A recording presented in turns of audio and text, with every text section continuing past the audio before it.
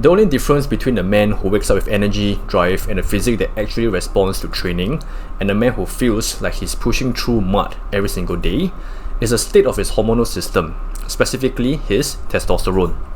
Sounds obvious, but what I'm going to show you is that almost nobody is addressing it the right way. Because I went from testosterone levels that a doctor would call normal to feeling completely different.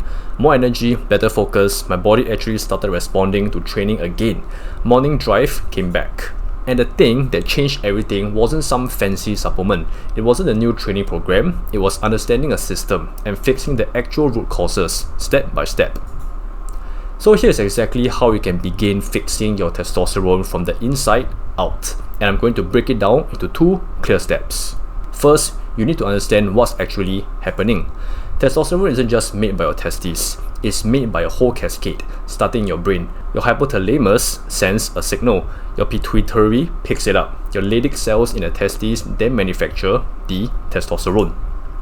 Every single step in that chain can be disrupted by stress, by bad sleep, by what you eat, by your environment, by chemicals you interact with every single day without even knowing. And here's the part most people don't talk about. Testosterone levels in men have been falling for decades, not just because of aging, population-wide. A study tracking men aged 20 to 39 found the average dropped from 605 nanograms per deciliter in the year 2000 to just 451 in 2015. That's a 25% drop in 15 years in young men doing nothing differently. Which means the environment has changed, and if you're going to fix this, you need to address the environment, not just the symptoms. So here are the 2 steps. Step 1, fix what's actively destroying it. Step 1 is always to fix the internal, and you cannot outrun what's actively working against you. There are things in your environment right now, today, that are suppressing your testosterone by mimicking estrogen in your body. Scientists call them endocrine disruptors. They bind to the same receptors as your hormones, and they tell your brain that you have enough. So your brain stops producing the signal, and everything downstream shuts down. Endocrine disruptors block hormone receptors, brain reduces testosterone signal. The biggest ones, plastics, the BPA and phthalates that leach from plastic containers, especially when heated. Pesticides on food, seed oils that oxidize when you cook with them and generate free radicals that literally damage the cells in your testes that make testosterone. Synthetic fragrances in your deodorant, your aftershave, your body wash. I know it sounds dramatic, but this is documented in peer-reviewed research. This isn't conspiracy, this is chemistry. And the fix isn't complicated. It's actually mostly about removing things rather than adding things. Here's what I personally changed. Replace plastic food containers with glass or stainless steel. Cook with butter, tallow or ghee. Stable saturated fats that don't oxidize. Switch your body wash and deodorant to ones without synthetic chemical lists you can't read. Get a reverse osmosis water filter because the water supply in most countries contain trace amounts of synthetic estrogen from oral contraceptives that standard filtration doesn't remove. Switch your underwear and gym clothing to natural cotton fibers because the research exists showing polyester clothing in contact with your skin, especially when you're warm and sweating, has measurable effects on testicular function. Stop carrying your phone in your trouser pocket. There are studies showing DNA fragmentation in sperm from mobile phone radiation. It's not hard to just not do that. None of these things cost money. Most of them save you money. You're just removing what's actively working against you.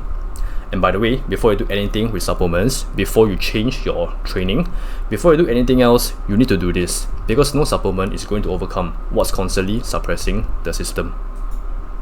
Step 2, give the system what it actually needs. Once you have removed the suppressors, you give the system what it needs to actually function.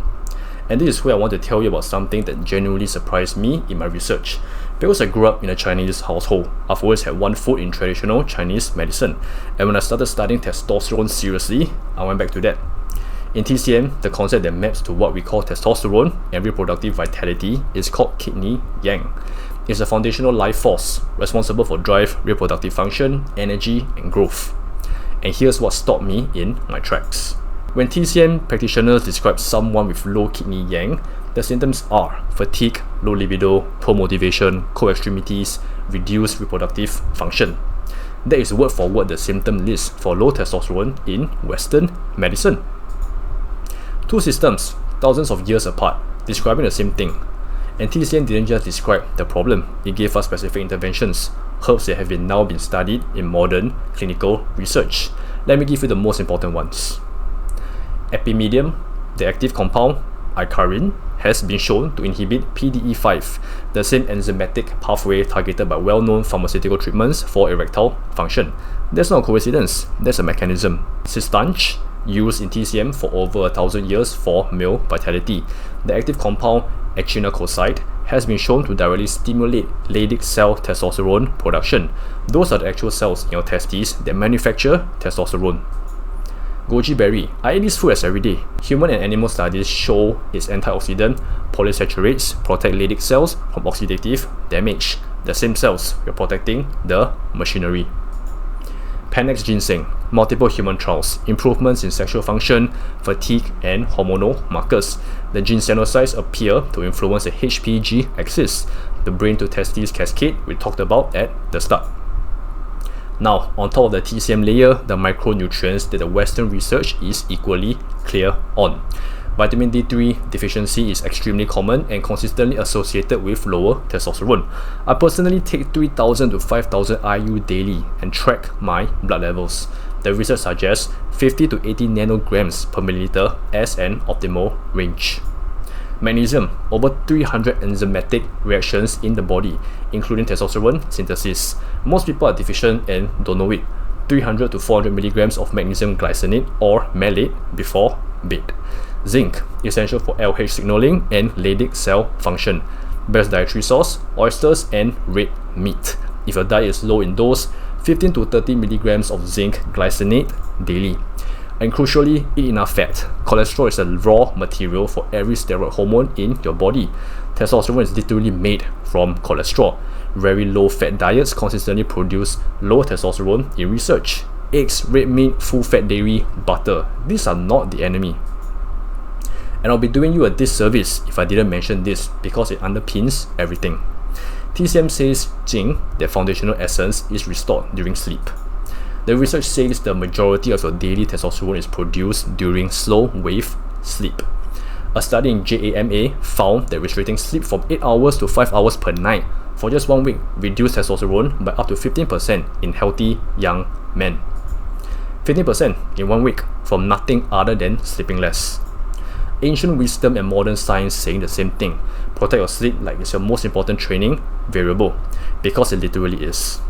If you want the full picture, the complete biology, the diet breakdown, the training approach, the supplement guide, the entire TCM section with every study referenced, I put it all into a free blueprint. Link is in the description. Go grab it. You're not broken, you're not just getting older. You're just operating in an environment that was not designed to support your hormonal health. But now you know what's suppressing it, and you know what to give it instead. The information exists, the research is there. Both East and West are pointing in the same direction. All you have to do is act on it. You've got this. Go!